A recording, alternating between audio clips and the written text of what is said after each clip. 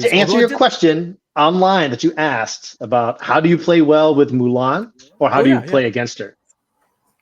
The trick is for Mulan is that because you have to have her trick is that I can play a card and then before the person decides who wins, I could say, no, take that card back into my hand and play another card of the same suit. And neither of those two cards can beat the frog. So the trick is that when you are shedding cards at the beginning of the round, you want to make sure that you have at least two cards of every suit. Because so there's this short-suited. Correct, right? Well, that's part of it, right? You have to make yourself like, do I want to go for my ability or do I want to try and short suit myself? Right. And I mean, if you can short suit yourself, I think it's definitely worth it.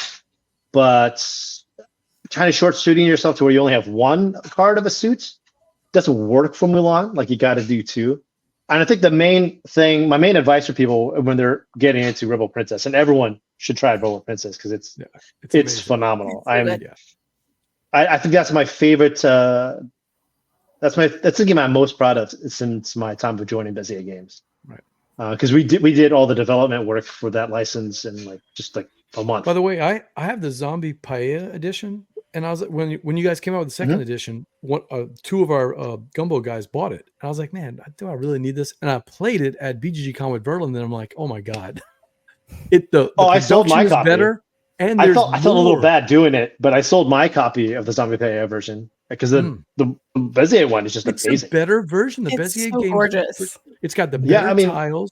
And it has more. It's got more special powers, and it's got, if I remember right, it's also got more round cards too. Yeah, we finished the alphabet. We made the round cards big tarot size, so that way it's easy to read. So that way you can also put the round rules there, so you don't have to refer to the rule book like you did in the Zombie Paella version. Yeah. And then we made the princess's tiles just because tapping to use your ability. Can I say tap? I can say rotate your cards. This is a safe space. But tapping your cards is always tricky because it could be moved around. So people would just flip over their cards, but then flipping over a tile is a lot more gratifying. But also it's mostly because in our games, we found that a princess would sometimes run away and hide in the deck. And then we're like, oh, okay. So then we have to go fish for her and try and find out where she went. Yeah, so by having tiles and tarot cards, it's not a problem anymore. Yeah. But I think that the biggest advice that I could give people when they're playing Rebel Princess is that use your princess power earlier than you think. I think most people, when they have a one-off ability, they want to save it just for that right moment. And I think they usually save it too long. Like if there's a chance to use your ability, just use it. How many times did we play and people would not even use the ability at all because they kept saving it and saving it and saving it, and then the round would end and they're like, "Oh, I never used my power." Yeah, you got to. I think you're right. It doesn't have to be the perfect opportunity. It's just the first good opportunity. Use it, right? Yeah, absolutely. Just use it. Why not? Like that's what it's there for. Which is the way I play board games. I mean, I never look for the best move. No, I never look for the best move. I look for the first best move. Whatever the first good move is, I take it. You know, I can't sit there and map out. It's interesting because like I know a lot of people will say, "Oh, it's just a whole bunch of chaos." I'm like, well, when we played a lot of it in house. Like consistently, certain people would consistently win, or certain people are really good at a certain character, and they would consistently win with that princess. So like Mulan was mine. I would consistently win with Mulan. And I was annoying because every time I used my ability, I'd be like, Mulan! And then people would forget and just be like, oh. Because it's so easy to forget about someone else's princess power. It's true. Yeah, but I love the game because the theme works great with hearts. The idea of rejecting hearts or rejecting princesses has a great little positive message. And the artwork is fantastic. Oh, I love the artwork so much. Yeah. Like I just every year at the inside of the box. Every year before Christmas, my brother texts me. He was like, "Okay, you're the gamer. What games do I need for my family to play?" And Rebel Princess was one of the ones I mentioned. So, and I never know what he's going to get. So a couple of days later, I guess after he went and pick it up, he texts me. He's like, "A 27-page rule book." I was like, "Wait, stop. This I can teach Rebel Princess in 4 lines.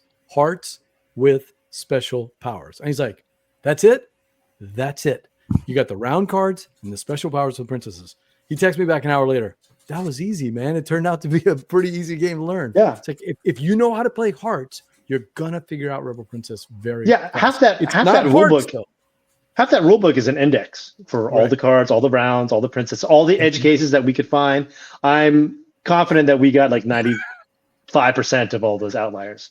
Yeah. But like, there's going to be an expansion coming out next year. So, really? Is this a Gumbo scoop? And we left enough room in the insert to fit everything in the expansion in there. What can you tell us about it? I mean, more princesses, more round cards. It's like what everyone wants. Just more of the stuff that you love, right? That's what we all want. Yeah. Right? That's the way it is. But next year, the Bezier line is going to be the Year of Fear. So this was the year of the card game where we focused on a lot in card games. Next year will be the Year of Fear. So all of us, we're going back into our roots, and all our games, some will have like a nice little sprinkle of some horror theme, or some will be a lot. And so it's going to be a lot of fun. Like there might be, think of it as like the Marvel zombie thing. It's like, oh, you like Wolverine? Well, here's the Wolverine zombie. So it's going to be kind of like that. While I have you here, is Silver done? Is F going to be the last one? I can't remember now. Is it F? Well, I mean, we have A, B, C, D, F, and then there's the collector's edition special deck. Right. Is Silver done? Like, the official answer is no. And if there ever is more content for Silver, we will guarantee it fits in the giant big box that we have. But I mean, honestly, the app is phenomenal. Like, I don't know if you've played the app. We just pushed a new build. I think it passed on Android today. Apple might take another day. It should be by the end of the week, sure. But we added some new stuff. Now there's like a random deck feature. So if you have bought the DLCs for the Silver B and Silver C, like there's a random deck. It'll just completely do a random deck every time you play. The bots are a lot meaner now, and we gave them all names from, instead of like little weird names of the people of our team, they're werewolves from literature or movies and film. Oh, okay. And so and then like man, the randomness there, we added like a little, if you win the game, there'll be fireworks. We added some cute little things there. So we added some more animations.